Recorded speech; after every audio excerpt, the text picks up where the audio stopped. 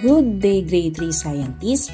Welcome to our lesson for Science 3, Quarter 2, Week 6, Day 1. Our topic for today is what living things need to survive. Before we begin, please don't forget to like, share, and subscribe. Thank you! Activating prior knowledge. Identify each of these things as either a living thing or a non-living thing.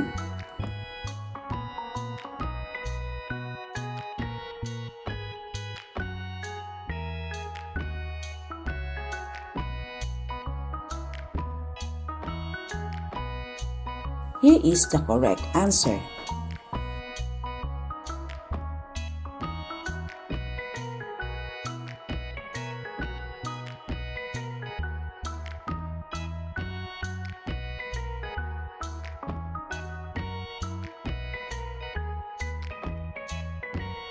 Lesson Purpose Intention. In this lesson, we will identify what living things need to survive. These things are called basic needs.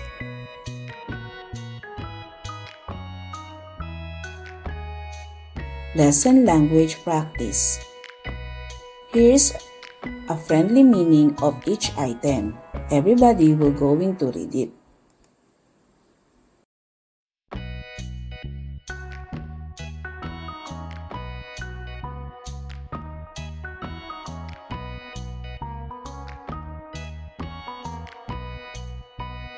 Reading the key idea stem. Look at the following pictures. Illustration A and Illustration B. Which foods are nutritious? Correct. It is Illustration B.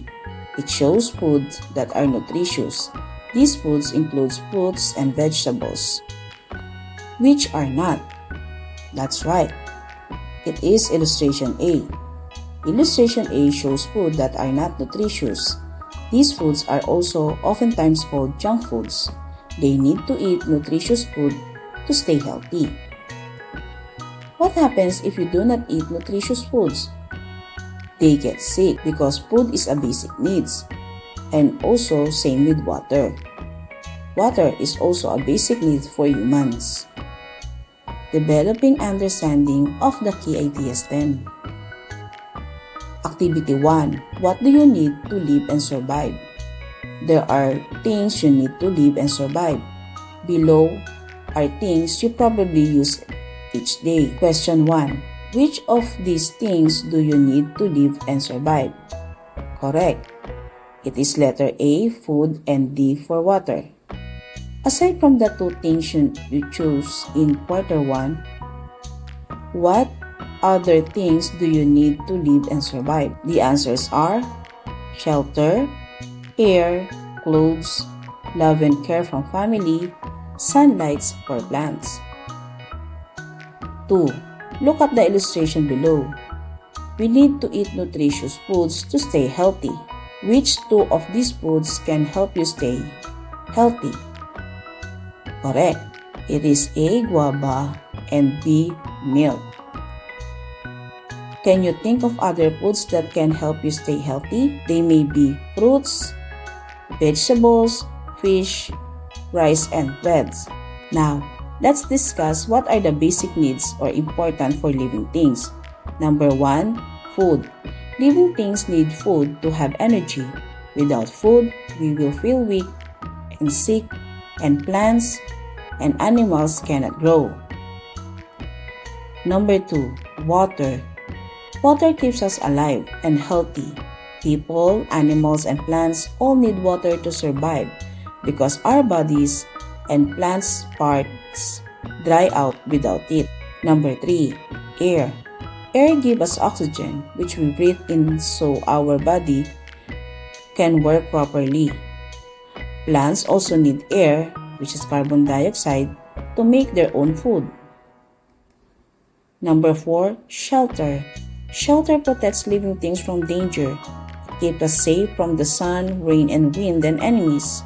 Animals also make shelters like nests, holes, and burrows for protection. Deepening understanding of the key idea STEM. Question: other than food and water, what other things do you need to live and survive? Air and shelter are also basic needs. Humans need water, food, air, and shelter to survive. Our pets also need water, food, air, and shelter to survive. Basic needs are things that without which human and animals cannot live. Number 2. Do plants also have basic needs? Yes, plants also have basic needs. They need air, water, and food to survive. What other things do plants need? Plants also need sunlight and soil. Number 3. What have you learned about the importance of water? Where does water came from? What can we do to protect our water sources? And how can we conserve water? Water is important because they use it to wash the dishes, water the plants, and more importantly, to quench our thirst. Water is a basic need. We need water to survive because water is important. We need to help conserve it. Some ways of conserving waters include turning off the faucet when not in use, using a glass of water when we brush our teeth, and others. Making generalization and abstraction. All living things needs water, food, air, sunlight, and shelter are basic needs because if these are not met, living things will not survive, and that all living things have the same basic needs that need to be met. Evaluating learning.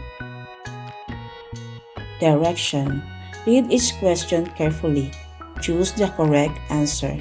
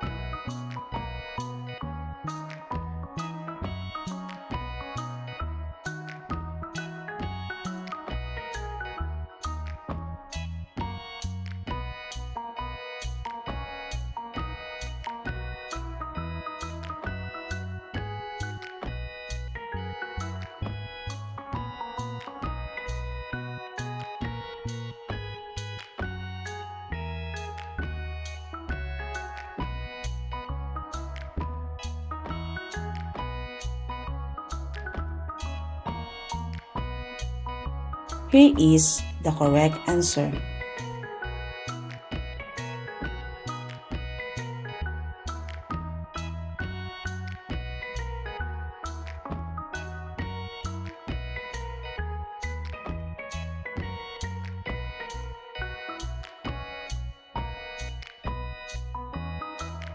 Great job today, everyone! You listened well, shared your thoughts, and worked hard. Keep up the good work. Always remember to read, learn, observe, and have fun. See you next time!